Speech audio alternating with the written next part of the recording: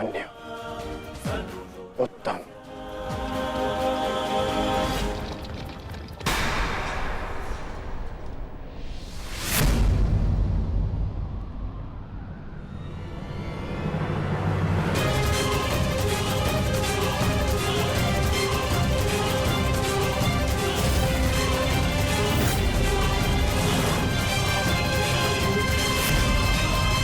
एक बार तुम्हें क्षमा कर दिया था, किंतु अब नहीं।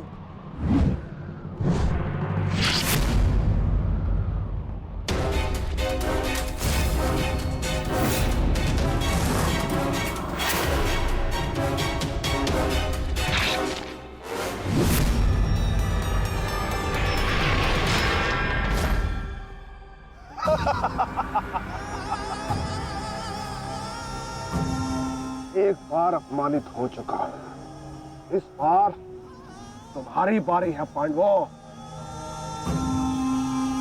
महादेव का वरदान सफल रहा। आज इस युद्ध भूमि में केवल मेरा शासन होगा, मेरा। केवल अर्जुन के अतिरिक्त कोई मुझसे जीत नहीं पाएगा पांडवों। और आज सिर्फ एक ही मृत्यु होगी।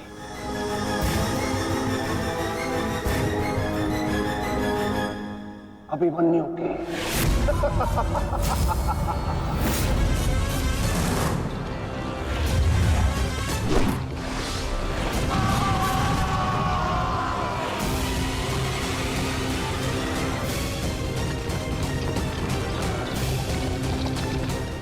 एक चक्रव्यूह तुम्हें पराजित करने के लिए नहीं है मूर्खों।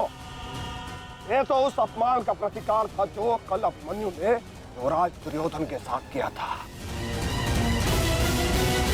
उसने दुर्योधन का मान हरण किया था और आज वो उसके प्राण हरण करेगा।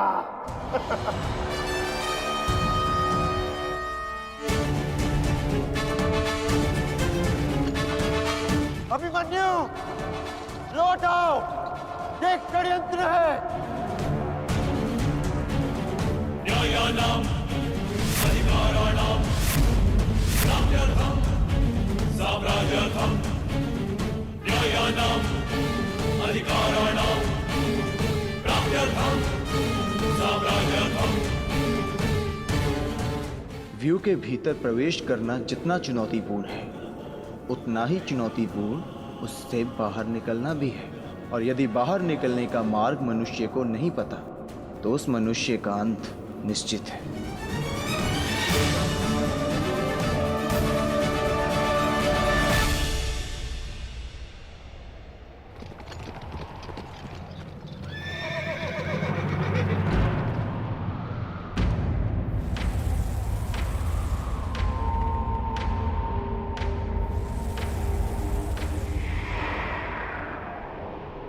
आगे बढ़िए माधव, शत्रु समक्ष है।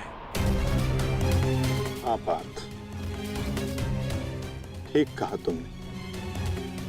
एक योद्धा के लिए आगे बढ़ने के अतिरिक्त और कोई मार्ग नहीं। वापस आओ अभिमन्यु, लौट आओ, व्यू में प्रवेश मत करो।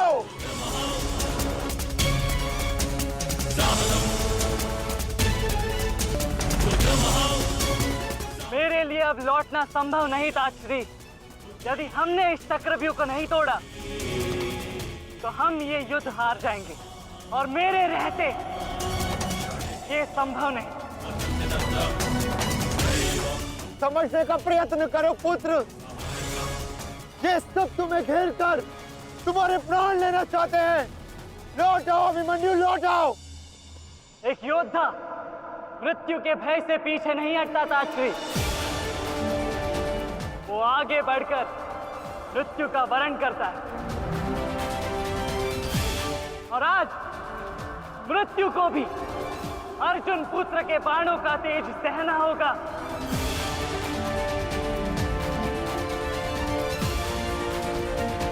मैं इस चक्रव्यूह में आया हूं ताकि पांडवों का सर गर्व से उठा रहे। और विश्वास कीजिए ताश्री, यदि मेरा सर भी कट जाए तब भी आपका सर गर्व से उठा रहेगा।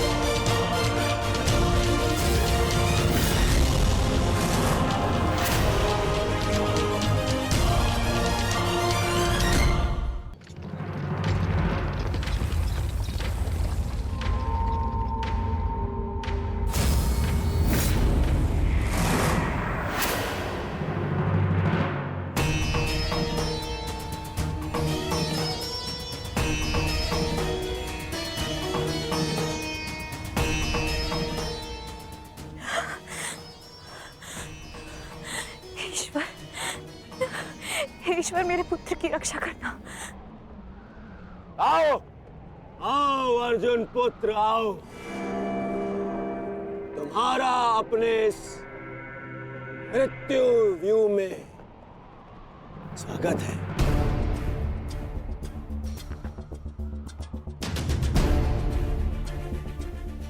एक वीर योद्धा से सुना था मैं कि हे मृत्यु, तैयार यदि तू आने को, प्रसन्न मुखा, द्वार खुला है तेरा स्वागत, प्रसन्न मुखा।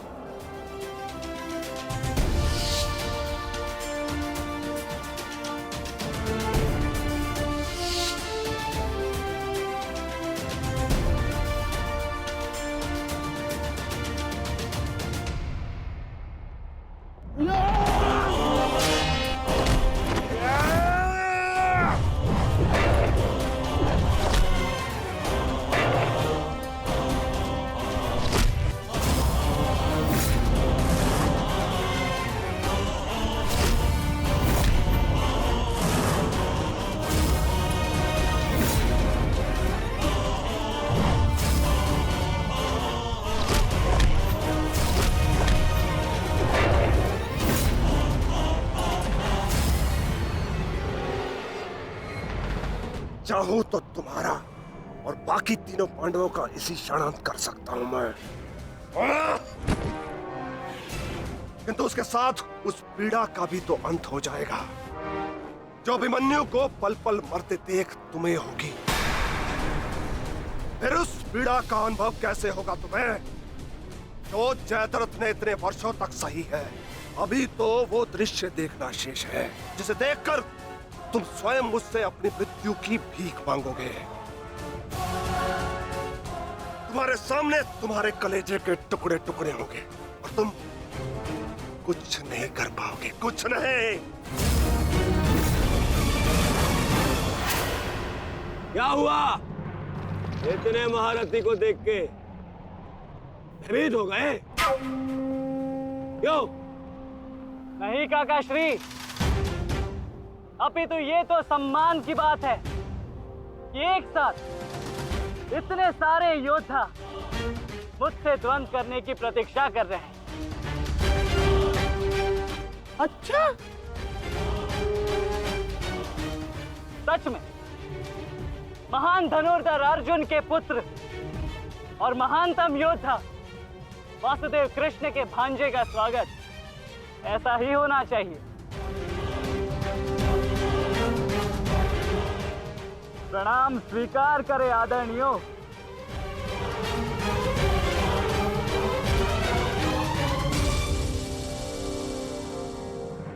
अपनी सीमा में रहो बालक। जितना कम अपमान करोगे उतनी ही कम पीड़ादायक मृत्यु मिलेगी तुम्हें। जितना जीवित रहूंगा उतनी हानि करूंगा, क्योंकि मेरी श्वास ही मेरा अस्त्र है और जब तक मेरी श्वास चलेगी तब तक यमदेव तांडव करेंगे।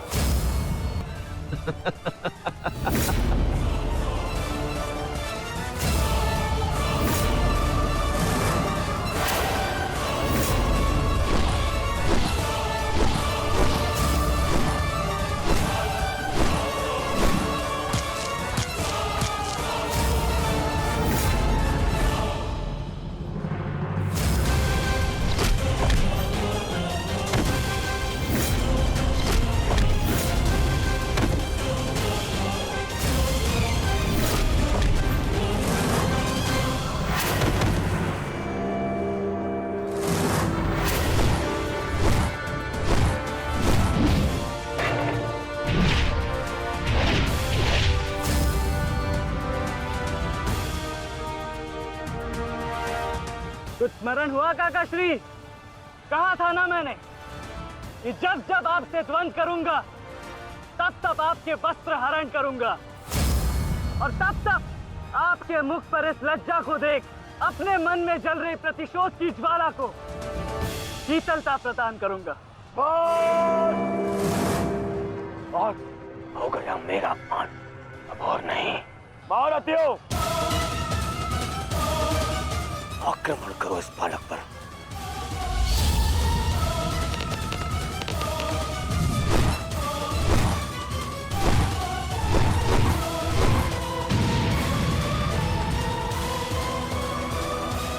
एक क्या रहे हैं? अपने धर्म का पालन कीजिए, मेरा प्रतिशोध लीजिए, आक्रमण कीजिए आचार्य।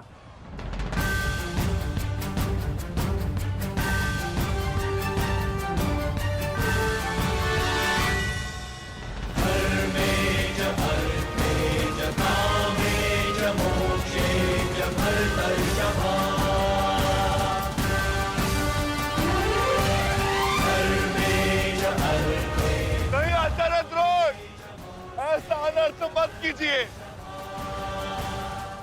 ऐसे अधर्म में आप कैसे सम्मिलित हो सकते हो? आचार्य, वो बालक है। रुक जाइए आचार्य, रुक जाइए।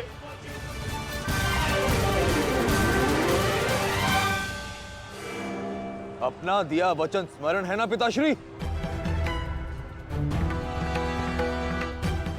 इस बालक की शक्ति इस रथ में है जो इसे सुरक्षित की हुई है। आचार्य, इस बालक को रथ विहीन कीजिए।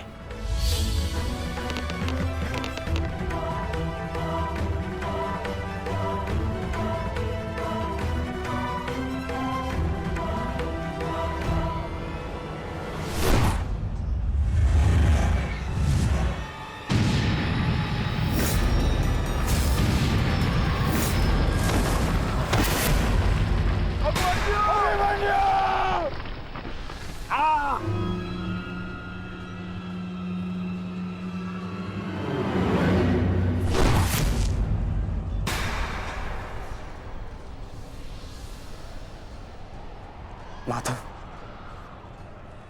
मुझे कई बार चोट लगी, परंतु इस चोट की पीड़ा का भान मेरे मन को विचलित कर रहा है। कहीं ये कोई संकेत तो नहीं?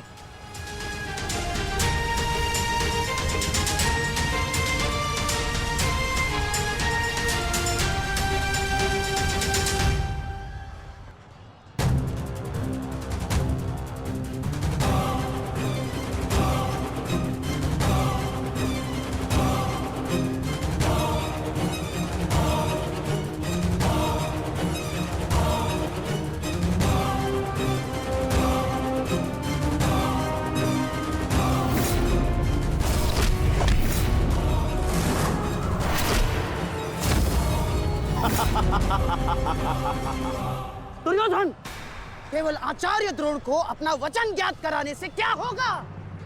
इतने अपमान के पश्चात भी अंगराज कर्ण तो जो के त्यों खड़े हैं। क्या इनका इस युद्ध के प्रति कोई कर्तव्य नहीं? मैं केवल नियम का पालन कर रहा हूं गांधार नरेश। नियम और नीति कहती है कि एक योद्धा के साथ केवल एक ही योद्धा युद्ध कर सकता है, और द्वंद के लिए अभिमन्यु युद्ध के लिए किसको चुनेगा वो उसका अधिकार है। नहीं मित्र, ये विकल्प लेने का समय नहीं है। अंत करो इसका। नहीं मित्र, हमें इस युद्ध जीतने के लिए अनीति का सहारा लेने की आवश्यकता नहीं है। एक नीति सिखाते सिखाते प्रपितामह शरशैया पर चले गए। यदि इन्हें नीति का ज्ञान होता तो आज ये युद्ध संभव ही ना होता। अभिमन्यु, तुम्हें विकल्प चुनना होगा।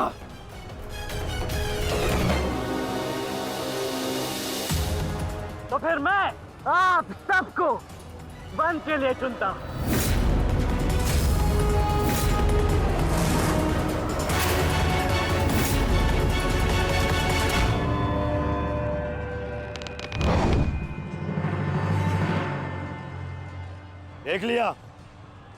देख लिया इसने अपना विकल्प चुन लिया। अब इस पर दया दिखाने की कोई आवश्यकता नहीं है। अब आक्रमण करने की आवश्यकता है। आक्रमण करो और अपना वचन स्मरण रखो कर्ण। देख रहे हो पांडवों, अभी तो ये रथ विहीन हुआ है, फिर निशस्त्र होगा और फिर प्राणहीन।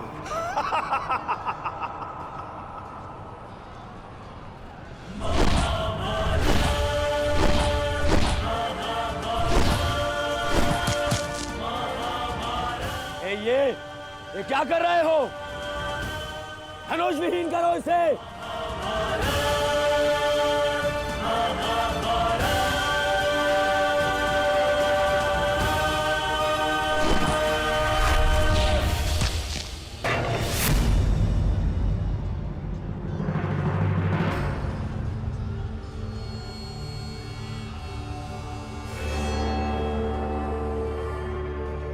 ठहरो मत,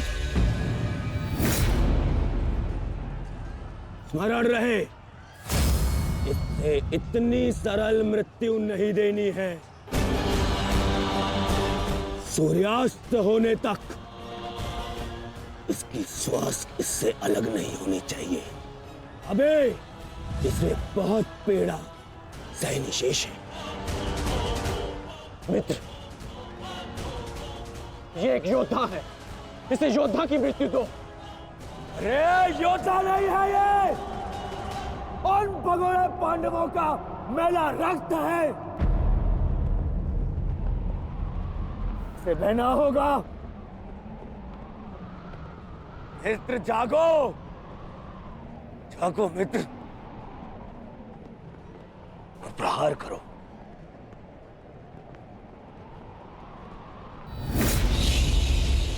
नहीं, नहीं अंगराज, ऐसा मत करो, ये अधर्म है। अधर्म? अंगराज!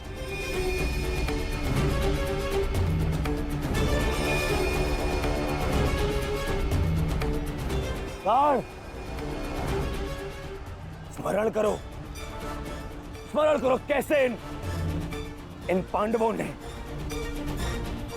तुम्हारे पुत्र को मारा था। दया तो इन्होंने भी नहीं दिखाई थी उस पर। उसकी पीड़ा का मान है मुझे। और प्रहार करो का, प्रहार करो उस पर।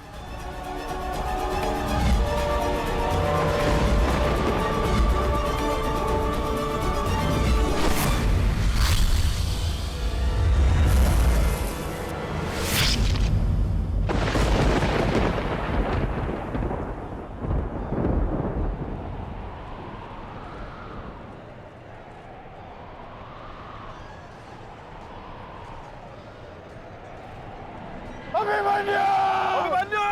पुत्र!